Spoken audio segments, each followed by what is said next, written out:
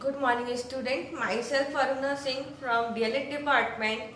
Today I will teach you science subject 4th sem and our topic is ecological system. यानी हम लोग आज पारिस्थितिक तंत्र के बारे में पढ़ेंगे। जो डेफिनेशन होता है पारिस्थितिक तंत्र का वो क्या है? पारिस्थितिक तंत्र की संरचना जैवीय समुदाय यानी कि विविध प्रकार के जीव जंतुओं पौधों से होती है और इनकी ऊर्जा का मुख्य प्राप्ति साधन सूर्य से प्राप्त ऊर्जा होती है। इकोसिस्टम यानी कि इकोलॉजिकल सिस्टम एक छोटी बूंद के जैसा भी हो सकता है और एक समुद्र जितना विशाल हो सकता है।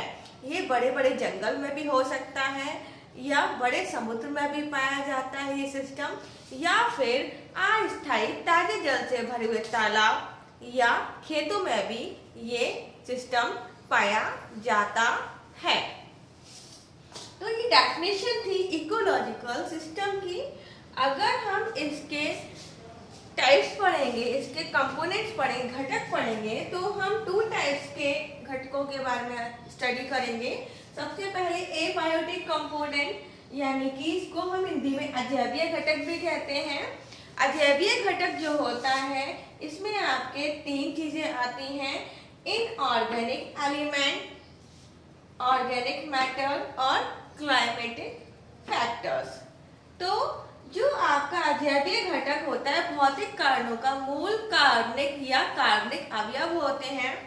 तो जो इनऑर्गेनिक एलिमेंट्स होते हैं, अकार्बनिक तत्व होते हैं, इनमें क्या क्या आते हैं? जैसे कि आपका ऑक्सीजन आता है, CO2 आता है, ठीक है, खनिज लवण आते हैं जैसे कि पोटेशियम, सल्फर, इस तरह के आपके एलिमेंट्स आते हैं। नेक्स्ट आपका ऑर्गेनिक यानी कि कार्बनिक। तो कार्बनिक में क्या क्या आ जाएगा? आपका प्रोटीन, कार्बोहाइड्रेट, लिपिड, ये चीजें आपकी कार्बनिक या ऑर्गेनिक मैटर में आएंगी या एग्जाम्पल होते हैं।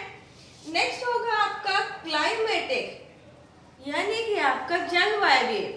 तो हम जानते हैं कि टेम्परेचर, जल, वायु, मृदा आपके क्लाइमेटिक फैक्टर्स होते हैं। तो ये स्टडी थी आपका एबायोटिक कंपोनेंट्स का।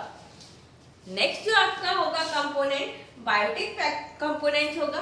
We can see here, look here, कि बायोटिक जो कंपोनेंट्स होता है इसको हिंदी में जैवीय घटक भी कहा जाता है। इसमें भी आपकी 3 चीजें होती हैं। कौन कौन सी होती हैं? सबसे पहले प्रोड्यूसर। अब प्रोड्यूसर यानी कि उत्पादक, जो अपना भोजन खुद बनाते हैं, यानी कि ग्रीन प्लांट। क्यों होता है ऐसा स्टूडेंट? इन प्रोड्यूसर जो होते हैं, ग्रीन प्लांट जो होते हैं, उनमें मोस्टली आपका क्लोरोफिल प्रेजेंस होता है और उस क्लोरोफिल की वजह से इनमें प्रकाश संश्लेषण क्रिया पाई जाती है, जिसमें ये सन की हेल्प से अपना भोजन बनाते हैं। इसलिए इनको स्वयंपोषी या ऑटोट्रॉफ भी कहा जाता है। नेक्स्ट है आपका कंज्यूमर। कंज्यूमर आपका उपभोक्ता बोलते हैं इसको, और कंज्यूमर 3 कैटेगरीज में डिवाइडेड होता है। पहला कंज्यूमर होगा जो प्राथमिक उपभोक्ता, जो अपने फूड के लिए प्रोड्यूसर पर डिपेंड करता है, यानी उत्पादक पर, हरे पौधों पर डिपेंड करते हैं। जैसे आपका रैबिट हो गया, काऊ हो गया, बफेलो हो गया। तो ये एग्जांपल्स हो गए आपके प्राइमरी कंज्यूमर का। नेक्स्ट जो होगा वो सेकेंडरी जो कंज्यूमर होगा, तो वो कंज्यूमर यानी कि वो कैसे होंगे? मांसाहारी होंगे और अपने भोजन के लिए किस पर डिपेंड करेंगे? हरे पौधों खाने वाले एनिमल्स पर, ठीक है। जैसे इसका एग्जाम्पल क्या होगा?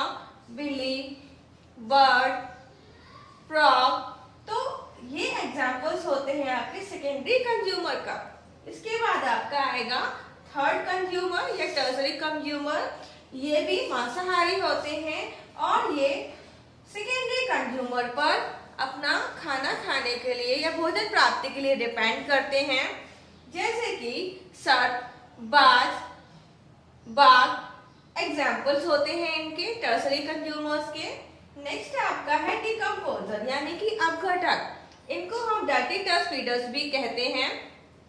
क्या होता है कि कुछ जीव ऐसे होते हैं जो मृत पौधे या जंतुओं के शरीर को विघटित करते हैं, अपघटित करते हैं, तोड़ते हैं। तो ऐसे जीव डिकम्पोजर्स या अपघटित कहलाते हैं। जैसे कुछ एनिमल्स जीव ऐसे होते हैं जो सीधे एनिमल्स को कंज्यूम नहीं कर सकते हैं, उनको यूज नहीं कर सकते हैं। तो इसके लिए जो डिकम्पोजर जीव होते हैं वो क्या करते हैं कि ऐसी मृत बॉडी या प्लांट की हो या एनिमल्स की हो, इनकी बॉडी को वो अपघटित कर देती है, सिंपल मॉलिक्यूल्स में तोड़ देती है और वो आपकी उन जीवों द्वारा यूज में आते हैं। जैसे कि आपका हो गया प्रोटोजोआ, बैक्टीरिया, फंगस। तो ये इस टाइप्स के जो एनिमल्स होते हैं वो डिकम्पोजर्स में आते हैं। तो स्टूडेंट्स, आज हमने जो स्टडी की वो इकोलॉजिकल सिस्टम के बारे में की, कितने कंपोनेंट्स होते हैं उसके बारे में की। तो I think this is the best topic for all the student. Thank you.